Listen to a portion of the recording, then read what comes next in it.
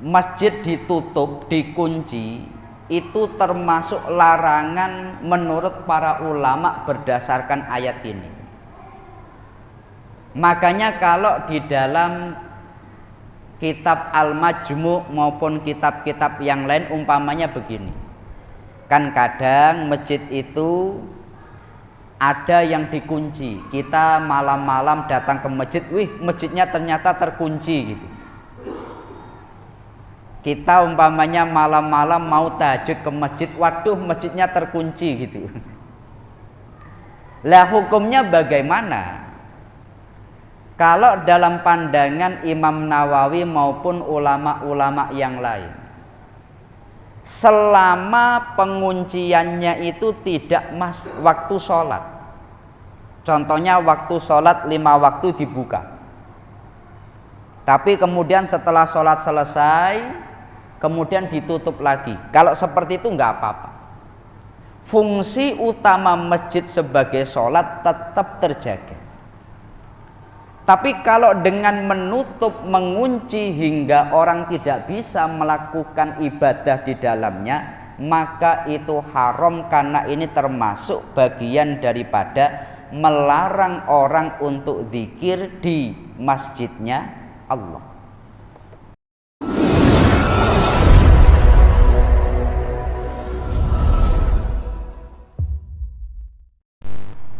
Assalamualaikum warahmatullahi wabarakatuh.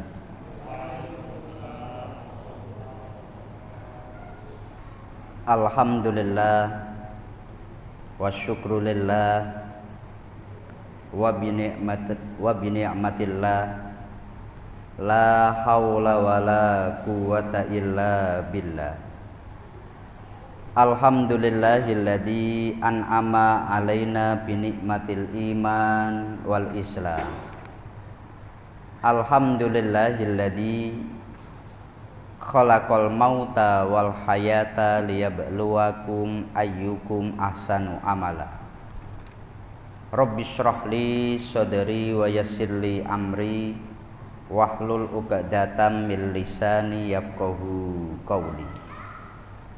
Kepada yang kami muliakan segenap para alim, para ulama, yang kami muliakan segenap asatidah sekalian, tidak lupa yang kami muliakan segenap jamaah bapak-bapak, ibu-ibu yang dirahmati Allah Subhanahu wa ta'ala.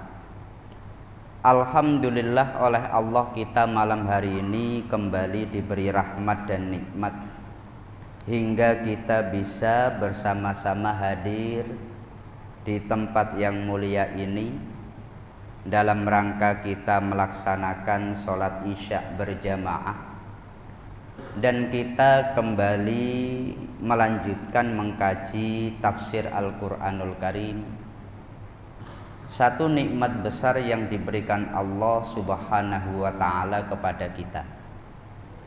Mari kita mulai majelis kita dengan bersama-sama kita membaca surat Al-Fatihah.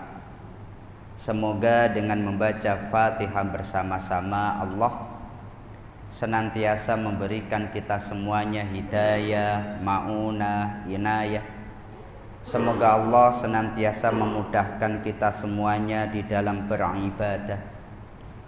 Oleh Allah semoga kita senantiasa diberi rizki yang halal, rizki yang barokah, dan semoga kita ini oleh Allah digolongkan orang-orang yang husnul khotimah, ya Allah.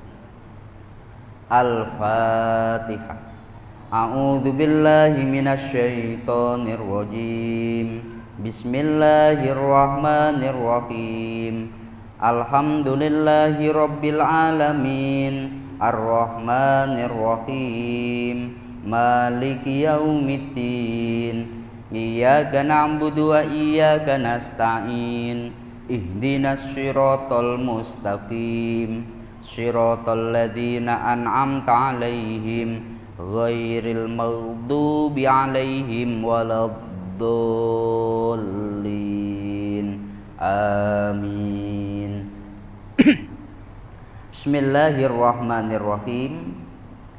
Kita melanjutkan pembahasan kita sekarang dalam surat Al-Baqarah ayat 114. Allah berfirman, Bismillahirrahmanirrahim. Wa man azlamu mimman mana'a masajidallahi ayyudhkara fiha ismuhu wa sa'a fi kharabiha. Ulaika ma kana lahum ayyadkhuluha illa khaifin. Lahum fid dunya khizyu wa lahum fil akhirati adzabun azim. Yang artinya, waman adlamu, siapa orang yang lebih dolim? Orang yang lebih dolim itu siapa? Mimman mana'a masajidallahi ayyudhkara fiha ismuhu, daripada orang yang melarang terhadap masjid-masjidnya Allah digunakan untuk zikir asma Allah. Siapa orang yang lebih zalim daripada orang yang berani melarang di masjid-masjidnya Allah dibuat untuk zikir asma Allah? Gak ada yang lebih zalim daripada orang itu. Wasa'a fi kharabiha, dan dia berjalan dalam rangka merobohkan masjidnya Allah. Yakni tidak ada yang lebih zalim daripada orang yang berusaha untuk merobohkan masjid-masjidnya Allah. Orang yang seperti itu, ulaika ma kana lahum ayyadkhuluha illa khaifin. Mereka itu tidak boleh untuk memasuki masjid-masjidnya Allah kecuali sebagai orang yang ketakutan. Lahum fid dunya khizyun, mereka di dunia dalam kehinaan. Walahum fil akhirati adzabun azim, dan bagi mereka di akhirat ada azab yang sangat agung. Kita akan membahas satu ayat ini karena kita berada di masjid, dan kebetulan pembahasan kita ayat ini, semoga pembahasan kita ini nanti bisa memberi satu tambahan ilmu bagi kita bersama. Ayat ini artinya begini: orang yang paling zalim itu adalah orang yang berani membuat sebuah gerakan untuk melarang di masjid itu diadakan zikir. Dalam tafsir Jalalain, bis sholati wat tasbihi, dilarang untuk sholat, dilarang untuk tasbih. Wasa'a fi kharabiha, dan dia berusaha merobohkan masjid. Bil hadmi awit ta'tili, dia berusaha menghancurkan masjid atau membuat masjid menjadi sepi. Gerakannya menjadikan masjid itu menjadi sepi. Gerakannya membuat masjid menjadi rusak. Tidak ada yang lebih zalim daripada orang ini. Orang yang seperti ini tidak berhak masuk masjidnya Allah kecuali dalam keadaan ketakutan. Dia di dunia mendapatkan kehinaan, dan di akhirat orang ini akan mendapatkan azab. Terkait dengan ayat ini, itu ada asbabun nuzulnya, latar belakangnya. Kalau di dalam tafsir Jalalain itu dinukil dua pendapat berkaitan sejarah ayat ini. Nazalat ikhbaron anir rumi alladzina kharrabu baital muqaddasi atau baital maqdisi. Jadi dulu, ini pendapat pertama, ketika orang-orang Nasrani itu terusir dari Palestina. Saya ulangi ya, kan Nabi Isa sampai beliau di bahkan disalib dan seterusnya itu? Karena dulu yang menguasai Palestina itu orang Yahudi. Lalu akhirnya orang-orang Nasrani itu mereka sebagian berlindung di Babilonia. Lalu Nabi Zakaria itu dibunuh oleh orang Yahudi. Akhirnya orang-orang Nasrani itu mereka melobi Raja Babilonia, kalau dalam kitab namanya Buhtanassor. Melalui kekuatan Buhtanassor, maka dia menyerang Baitul Maqdis, hingga akhirnya orang-orang Yahudi itu mereka lari dari Baitul Maqdis, dikuasai oleh orang-orang Nasrani. Mereka melarang orang Yahudi memasuki Baitul Maqdis. Ini menurut pendapat pertama. Sedangkan pendapat kedua, au fil musyrikina lamma saddu an-nabiyya amal Hudaybiyati anil baiti. Menurut pendapat kedua, dan ini menurut Ibnu Katsir, ini pendapat yang lebih kuat dan ini yang lebih cocok. Pada tahun 6 Hijriah, saya ulangi ya Pak ya, pada tahun 6 Hijriah, Nabi itu lagi kenceng-kencengnya musuhan dengan orang Mekah. Orang Mekah itu orang kafir, Nabi Muhammad di Madinah. Tapi pada saat itu tiba-tiba Nabi mengajak 1.500 orang dari Madinah untuk melakukan umroh ke Mekah. Padahal lagi musuhan, tapi Nabi itu mengajak 1.500 orang untuk umroh. Para sahabat itu mereka karena memang niatnya umroh, tidak ada sedikit pun yang membawa senjata. Mereka hanya membawa peralatan atau kebutuhan ibadah umroh. Ketika orang-orang Mekah tahu bahwa Nabi Muhammad dengan 1.500 orang berada di Hudaybiyah, orang-orang Mekah mengirimkan delegasi, stop, jangan lanjutkan perjalanan kalian untuk ke Mekah. Maka Rasulullah beliau mengatakan, loh, Mekah ini adalah tempat selama orang itu mau ibadah itu kan aman. Mekah disebut tanah haram. Orang kalau dia pingin haji, dia pingin umroh, sekeras apapun permusuhan nggak boleh dilarang. Maka Nabi Muhammad beliau berkata bahwa kita tidak akan mundur. Kenapa? Karena pada saat itu Nabi memang niatnya umroh. Tetapi sampai karena terjadi miskomunikasi, Utsman oleh Nabi disuruh datang ke Mekah menjelaskan kepada penduduk Mekah bahwa Nabi memang niatnya umroh. Tapi Utsman ini ditahan, Pak. Sampai terdengar isu bahwa Utsman dibunuh oleh orang Mekah.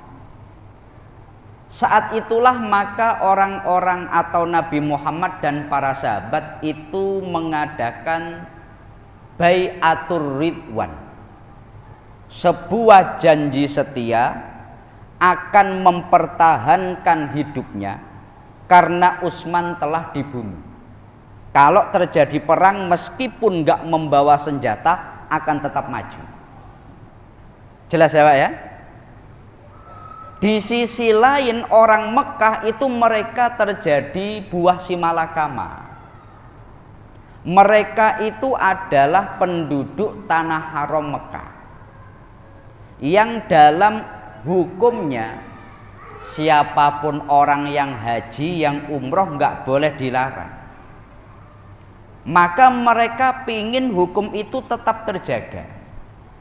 Tetapi sekarang ini yang datang musuh bebuyutan adalah Nabi Muhammad. Akhirnya terjadilah Sulhul Hudaybiyah, perjanjian Hudaybiyah, di mana perjanjian itu poin-poinnya satu: Nabi Muhammad nggak boleh masuk ke Mekah, nggak boleh melakukan umroh, harus kembali ke Madinah. Nabi dilarang untuk melakukan ibadah umroh. Yang kedua, dijanjikan tahun depan silahkan kembali lagi, dikasih waktu 3 hari, nanti Mekah akan kami kosongkan.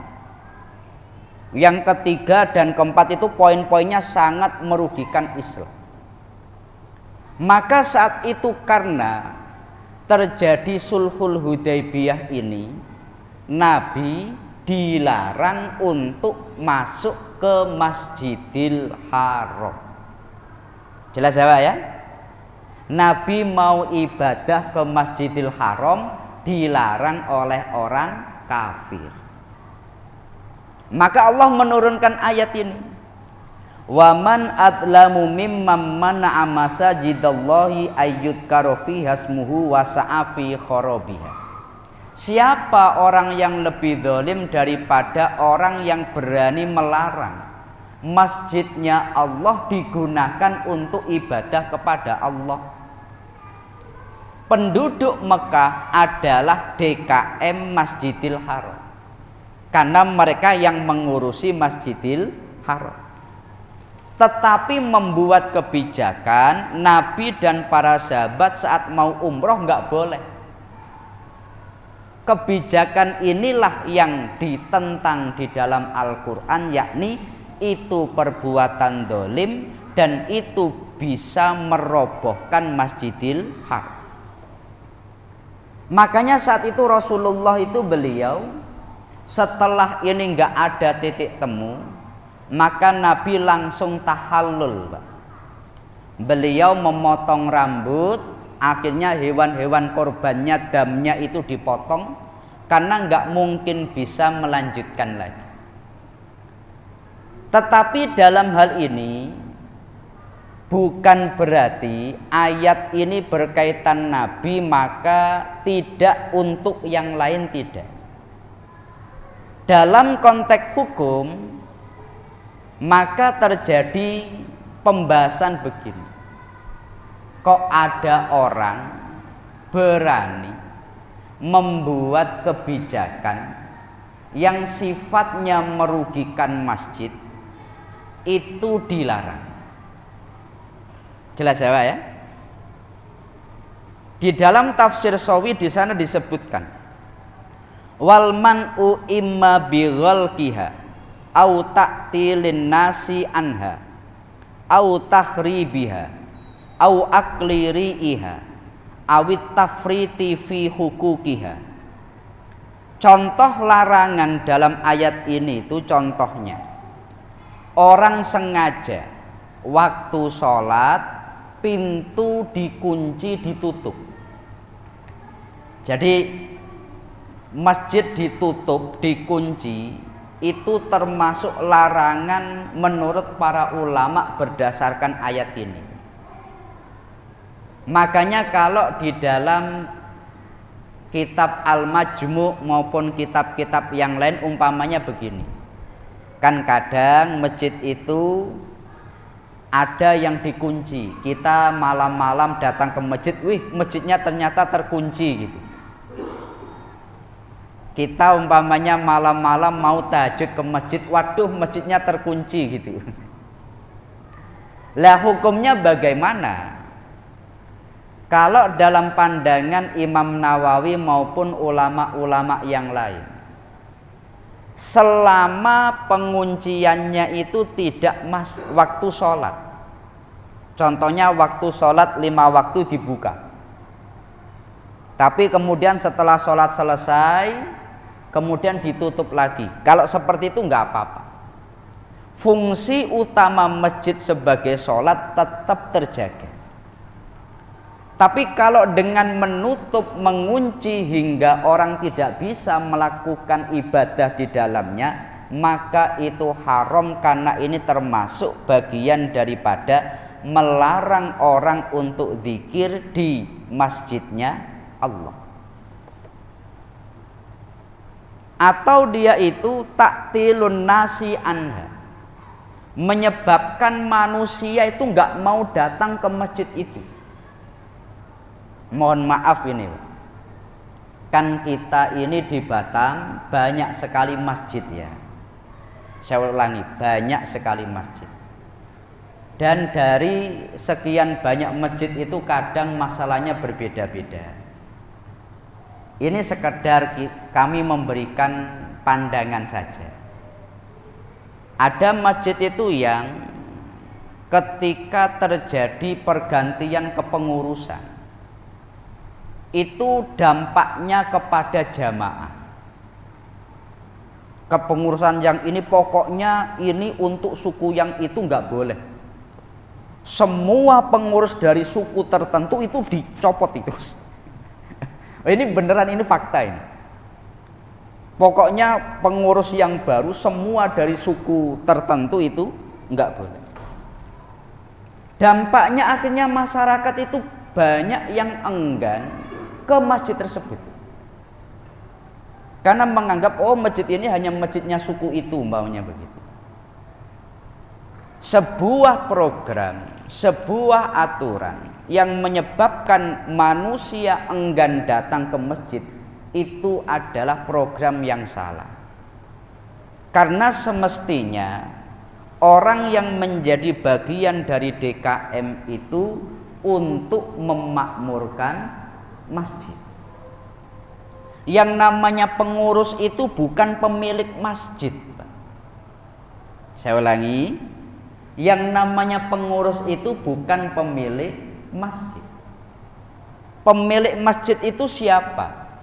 Masjid itu disebut Baitullah, artinya rumah milik Allah. Makanya kalau di dalam tafsir Qurtubi, kalau ada orang, umpamanya Anda mengatakan, rumah saya ini boleh digunakan jamaah siapapun. Itu statusnya sudah seperti masjid dan itu hilang hak milik saya. Itu menjadi hukumnya masjid. Umpamanya Anda mengatakan, tanah ini untuk sholat masyarakat. Itu sudah hilang status kepemilikan saya menurut tafsir Qurtubi. Dengan adanya takyin, dengan adanya dia menentukan hal tersebut, maka walau abahahu linnasi kullihim kana hukmu hukma sairil masajid al-ammah wa kharaja anihtisosil amlaki. Kalau dia mengatakan ini kan masjid untuk orang sholat umum, maka nggak boleh satu orang mengklaim itu miliknya. Lalu letak daripada DKM pengurus itu apa? Dia itu orang yang memiliki tanggung jawab untuk menjaga, mengembangkan, dan merawat masjid.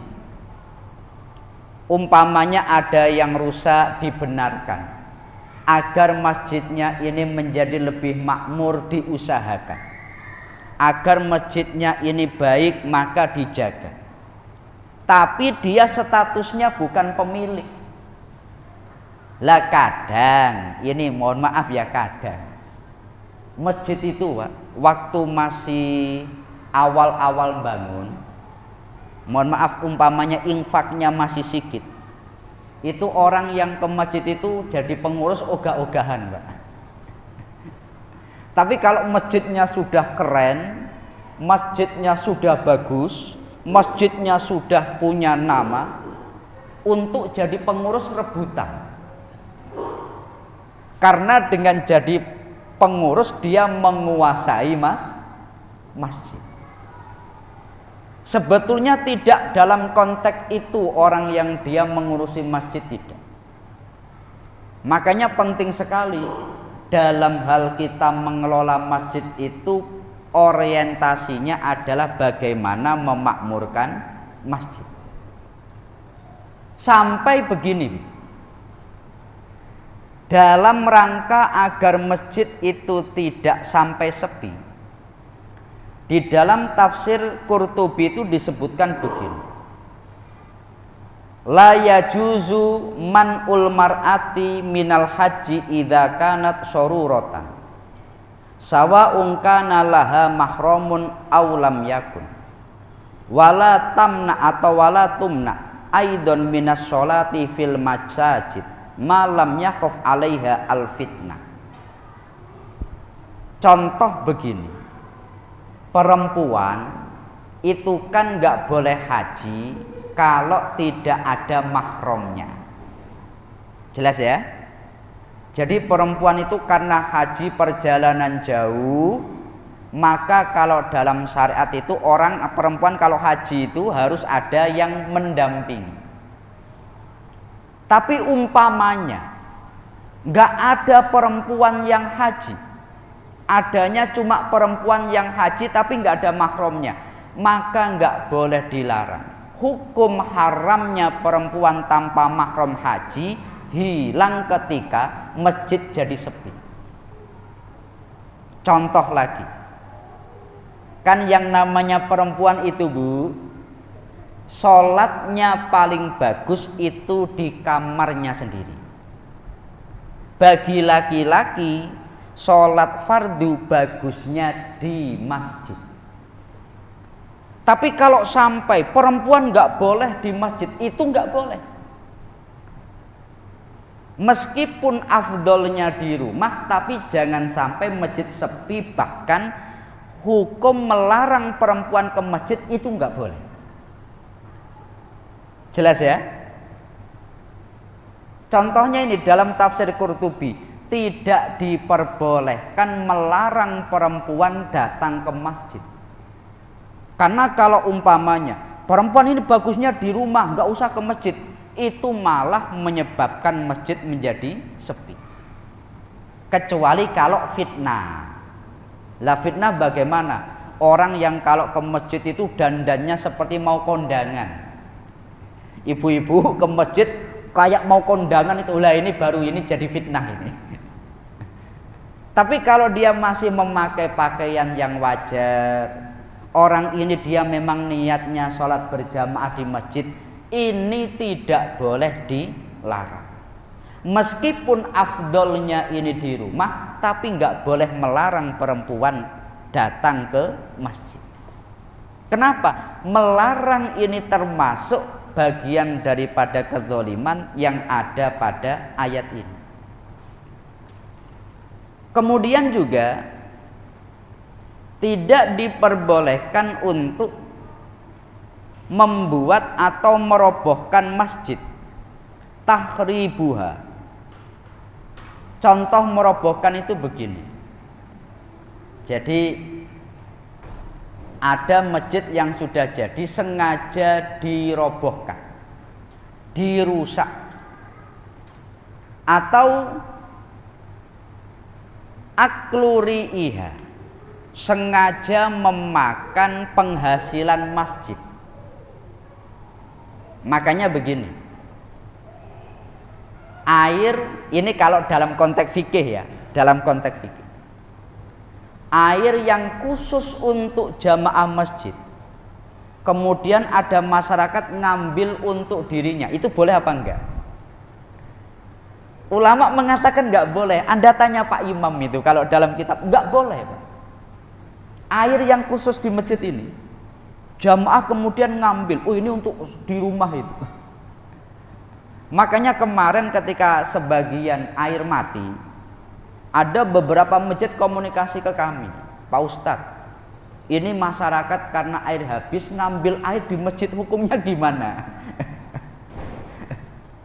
Maka kami sampaikan, itu kembalikan kepada pengurus. Selama pengurus itu membolehkan dan itu memang jamaah masjid, maka ini boleh.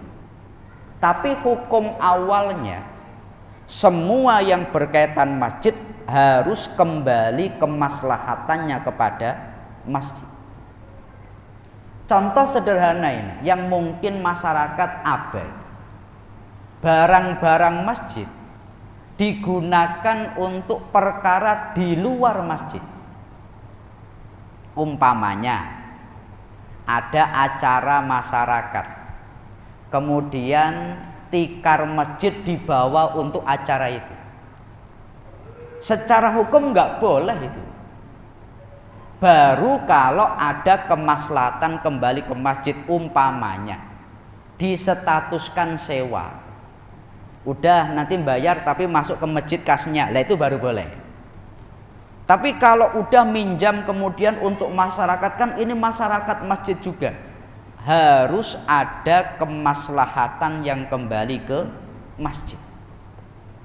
Orang nggak boleh memakan sesuatu dari masjid untuk dirinya sendiri, nggak boleh. Kecuali kalau memang dia dalam hal ini sebuah hal yang sifatnya memang diperbolehkan. Contoh, orang yang bekerja di masjid atas dasar kinerjanya dia dapat gaji, boleh. Contoh, orang yang dia membangun masjid butuh tenaga, maka dia dibiayai, boleh. Bapak imam, boleh. Orang yang tukang azan, boleh. Tapi atas dasar, bahwa ini kan uang masyarakat, ngambil, nggak boleh itu. Ini kan masjid masyarakat, kita semua punya hak, nggak boleh. Jelas ya Pak ya? Atau orang itu kalau dalam tafsir Qurtubi itu, dia sengaja menjual masjid. La yajuzu naqdul masjidi wala bai'uhu. Ini karena masjidnya sudah tidak prospek, umpamanya masjid dijual gimana masyarakat, umpamanya gitu. Enggak boleh Pak. Makanya dalam hal ini kita ketika menjadi bagian masjid harus betul-betul menjaga apa yang ada di dalam masjid. Di beberapa tempat saya mengkritik ketika sebuah masjid ganti kepengurusan, biasanya itu ada program pemberharuan masjid. Padahal barangnya itu masih sangat layak. Tapi biar tampak pengurus ini punya jasa, maka dirubah. Contoh umpamanya, mohon maaf ini, sebetulnya keramik ini masih sangat layak, masih sangat bagus. Tapi ketika ganti kepengurusan, padahal tidak dalam rangka hajat membutuhkan, kita ganti yuk gitu. Apalagi masjid dananya besar. Dalam hal ini berarti orang yang telah amal jariyah ke keramik itu dengan tidak digunakan putus. Yang dulu dia menyumbang beberapa ribu, beberapa ratus untuk keramik ini, dengan diganti, digunakan yang baru, berarti yang telah memberikan sumbangsi awal amal jariyahnya putus. Lah itu nggak boleh itu. Makanya harus dijaga. Guru-guru kami itu, Masya Allah, umpamanya satu masjid ini tanah wakaf atau masjid wakaf, umpamanya terjadi pembangunan, jangan sampai ada bagian-bagian yang tidak dimanfaatkan. Bahkan puing-puingnya jangan dibuang, dijadikan timbunan ini. Kalau bisa tetap dimasukkan dalam bagian masjid agar orang yang amal jariyah pahalanya tetap mengalir. Karena kalau sampai seperti itu termasuk memberikan atau dia itu menghentikan amal jariyah daripada orang lain. Terus dalam hal ini orang yang dia dalam kasus ayat ini orang Mekah yang berani melarang Rasulullah untuk umroh, ini bagaimana? Maka ulaika ma kana lahum ayat huluha illa khaifin. Enggak boleh masuk masjid kecuali ketakutan. Makanya para ulama itu berbeda pendapat berkaitan dengan hukum orang di luar Islam masuk masjid itu bagaimana hukumnya. Saya ulangi ya. Kok ada orang non muslim masuk masjid, itu hukumnya bagaimana? Kalau di dalam tafsir Sawi di sana disebutkan Ikhtalafat al-madzahib fi dukhulil kafir al-masjid. Famana'ahu al-malikiyatu illa li hajatin. Wa fassala asy-syafi'iyatu faqalu in adina lahul muslimun fi ghairil masajid salasa jaza wa illa fala. Wa jawazahu al-hanafiyatu mutlaq. Pertama Imam Malik. Imam Malik itu beliau tegas. Orang kafir nggak boleh masuk masjid kecuali ada hajat. Kalau nggak ada hajat nggak boleh. Lah kasusnya begini, mohon maaf ini. Contoh di Batam ini ada banyak masjid yang cita-citanya itu menjadi tempat wisata religi. Anda bisa membayangkan satu contoh ini dulu yang dialami oleh MUI, Masjid Mahmud Riayat Shah itu, yang potensinya orang yang datang kan gak hanya orang Islam. Mereka karena itu menjadi tempat pariwisata, banyak yang pingin tahu juga. Maka dari pemerintah minta, Ustadz tolong diberikan batas-batas mana tempat bisa iktikaf, mana tempat yang tidak bisa iktikaf. Harus ada area jelas, Pak. Jelas ya Pak ya? Lah umpamanya kita sholat, kemudian karena masjidnya ini cita-citanya menjadi tempat wisata religi, ada orang di luar Islam selfie-selfie di depan kita, gimana rasanya? Ya umpamanya begitu. Maka kalau madhab Maliki, orang di luar Islam dilarang masuk masjid kecuali kalau ada hajat. Contoh ada hajat yang bisa membenarkan listrik hanya orang di luar Islam, maka mengundang mereka. Ada hajat nggak apa-apa. Contohnya kita membuat sesuatu maka, atau mereka karena kepentingan maka ada hajat, maka boleh. Tapi kalau nggak ada hajat itu nggak boleh menurut Malikiyah. Kemudian kalau menurut madhab Syafi'i itu didasarkan izin. Selama masyarakat mengizinkan maka boleh. Tapi kalau masyarakat tidak mengizinkan maka nggak boleh. Jadi umpamanya di tempat itu sudah biasa masyarakat mengizinkan orang di luar Islam untuk masuk, maka ya nggak apa-apa menurut madhab Syafi'i. Tapi kalau madhab Hanafi itu membolehkan secara mutlak. Madhab Maliki itu membolehkan secara mutlak. Kenapa? Karena ya dasarnya sejarah juga. Jadi Rasulullah ketika di Madinah, pada akhir hayat Nabi itu kan Nabi didatangi 60 orang lebih orang Nasrani dari Najran. Lalu mereka itu tinggalnya di masjid Nabi. Berhari-hari debat dengan Nabi. Orang Yahudi juga masuk di masjid. Dan Nabi tidak melarang. Orang-orang Najran tinggal di masjid berhari-hari, orang Yahudi juga ikut nimbrung, Nabi enggak melarang. Maka kalau menurut madhab Hanafi itu boleh secara mutlak. Tapi di luar madhab Hanafi keras. Madhab Syafi'i kecuali 3 masjid, Masjidil Haram, Masjid Nabawi, dan Masjidil Aqsa, maka selama umat Islam tidak mengizinkan nggak boleh masuk. Kalau madhab Syafi'i. Tapi kalau di luar madhab Syafi'i, madhab Malik, kalau ada hajat baru boleh. Yang longgar itu adalah madhab Hanafi. Maka ini menjadi pembahasan kita pada malam hari ini sebagai pembahasan pembuka, bahwasanya Rasulullah itu beliau pernah punya niatan pingin umroh di Masjidil Haram. Niatnya memang betul-betul ibadah, tapi itu gagal gara-gara dilarang oleh orang-orang kafir. Maka Allah menurunkan ayat ini dalam rangka mengkritik orang yang berani membuat sebuah aturan yang dari aturan itu masjid-masjidnya Allah tidak menjadi tempat untuk zikir asma Allah. Jelas ya?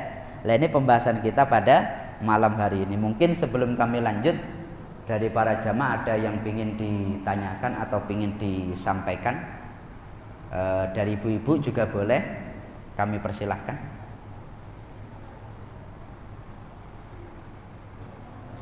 Silahkan. Waalaikumsalam warahmatullahi wabarakatuh.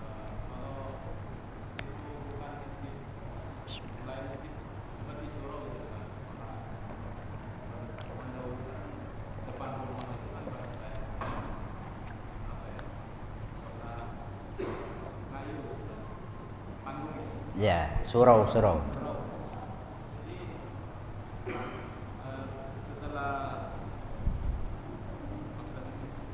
Setelah sekian bukan Ustaz.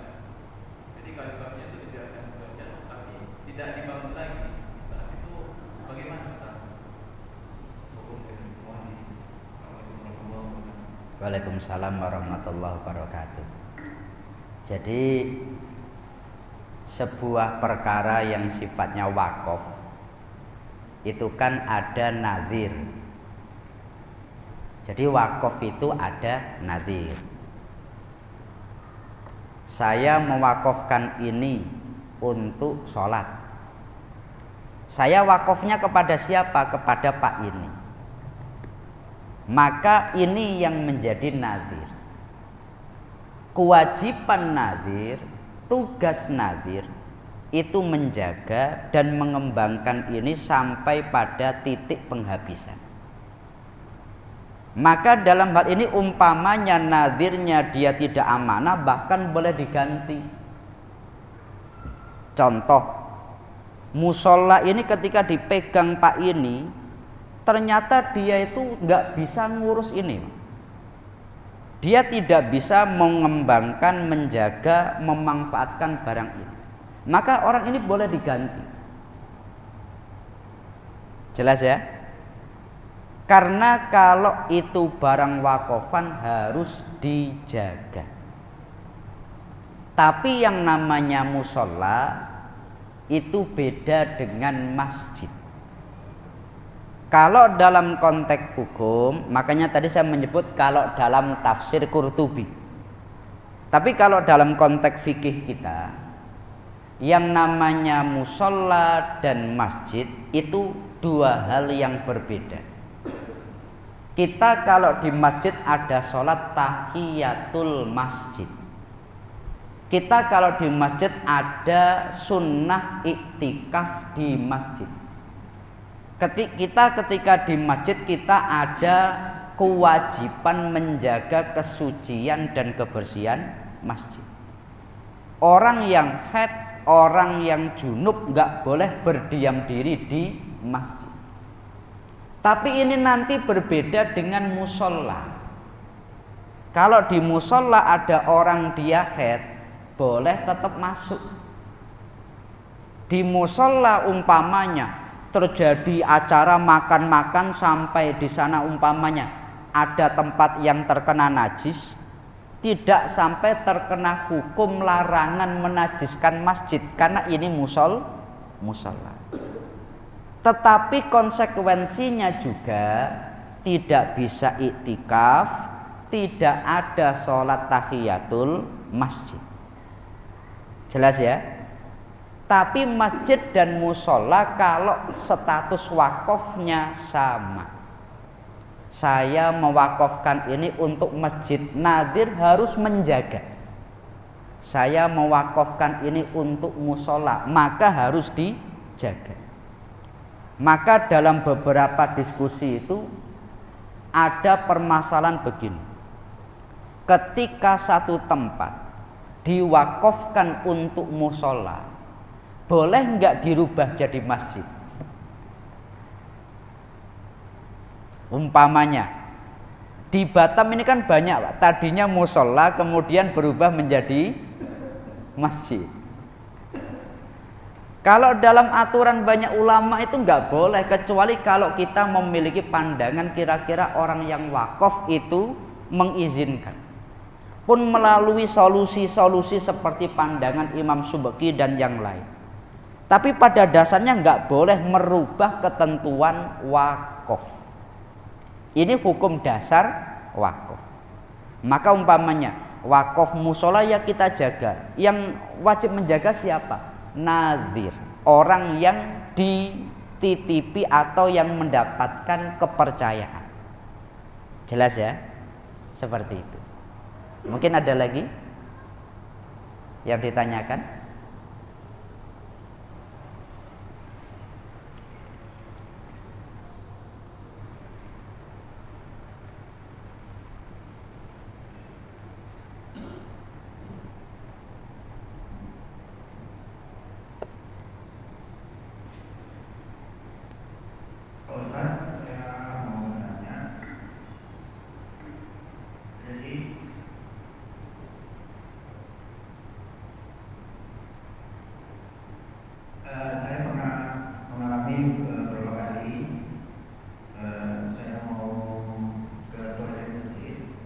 Mau ke toilet masjid ya. Oh, digembok. Jadi saya berhenti sama anak, mungkin ada itu kan, Pak, kenapa digembok? Alasannya katanya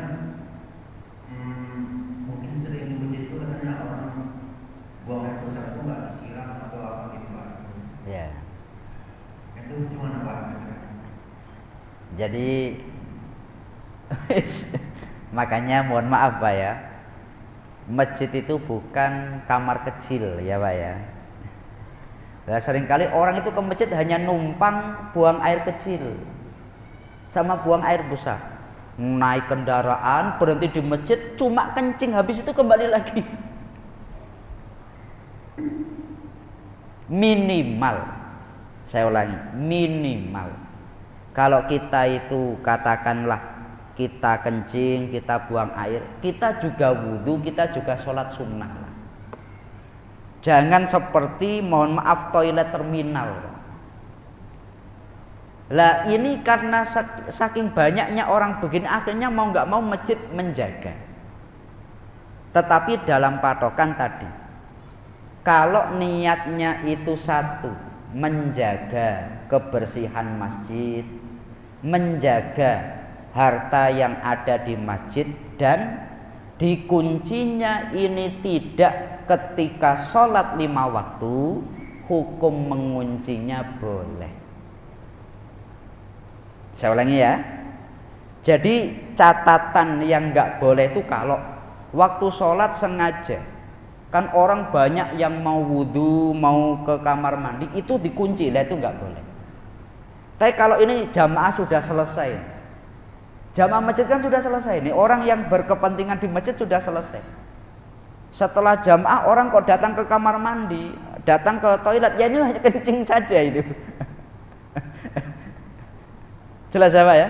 Maka kalau dalam kitab Al-Majmu' maupun yang lain itu, larangan mengunci itu ketika masih dalam waktu sholat. Dan niatnya umpamanya melarang orang lain, tapi kalau niatnya menjaga, niatnya itu katakanlah contoh melarang orang tidur di masjid, maka dalam hal ini dikunci. Tapi ini sudah di luar waktu sholat, secara hukum ulama menyatakan boleh. Jelas ya? Jadi itu kalau tidak pada saat waktu-waktu mau jamaah, berdekatan dengan jamaah, mengunci itu tidak apa-apa. Ulama membolehkan. Jelas ya? Karena ini tidak sampai mencederai fungsi utama masjid sholat. Tapi kalau ketika mau sholat dikunci, lah itu baru nggak boleh. Jelas ya? Seperti itu. Ya karena banyak orang begitu Pak, mohon maaf. Contoh itu di Masjid Agung, kami kan kerjanya di Masjid Agung. Masjid Agung itu berdampingan dengan WTB. Orang habis di Welcome to Batam itu, di pasar malam itu, kemudian datang ke masjid cuma kencing aja. Dan pakaiannya juga Masya Allah, kalau imannya sih kuat, imronnya yang kadang nggak kuat loh. Kalau malam minggu itu wah, masya Allah itu. Lah maka ada beberapa kebijakan seperti itu. Jelas ya? Tapi ini kalau waktu sholat baru dibuka. Lah itu enggak apa-apa. Jelas ya? Mungkin ada lagi?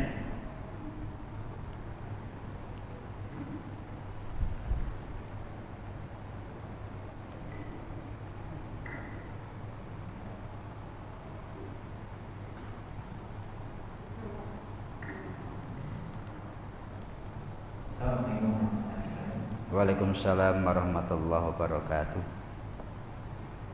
Sedikit pertanyaan, misalnya satu rumah itu kan kita ini ada pintu akses masih di luar misalnya, karena buka dan pasar buka dan buat meramaikan masjid kita misalnya. Jikalau kita mempunyai prinsip selama ini kan sudah kita buka selama ini, terus tiba-tiba kita tutup secara sepihak tanpa ya pertimbangan keamanan atau segala macam, itu bagaimana sih? Karena selama ini mungkin jamaah dari luar itu suka juga datang beribadah di masjid kita ini. Terus seandainya ada wacana begini itu bagaimana? Waalaikumsalam warahmatullahi wabarakatuh. Jadi jangan sampai membuat sebuah kebijakan yang merugikan masjid. Contoh, ketika menutup akses untuk ke masjid itu nggak boleh. Karena ini termasuk taktilul masjid, menyebabkan masjid kosong nanti. Maka nggak boleh. Tetapi dalam beberapa kejadian, contohnya tadi, ini kalau dibuka terus AC bisa hilang Pak Ustadz. Itu bahkan mohon maaf Pak, keran itu hilang Pak. Kerannya kan karena bagus ya, karena ini masjid pemerintah, kerannya yang bagus-bagus. Itu hilang. Kalau waktu sehari hilang, besok ganti, hilang lagi, ganti. Makanya terpaksa ditutup. Apalagi kalau barang-barang yang besar. Dalam rangka menjaga keamanan memang ditutup.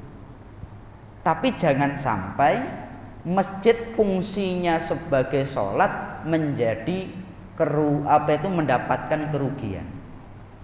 Makanya jalan utamanya tadi, umpamanya mengambil kebijakan seperti itu, tapi kalau waktu-waktu sholat harus dibuka.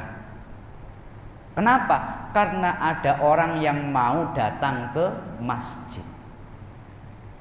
Saya ulangi ini ya. Umpamanya mengambil kebijakan, wah ini untuk mengamankan masjid, maka masjid ditutup.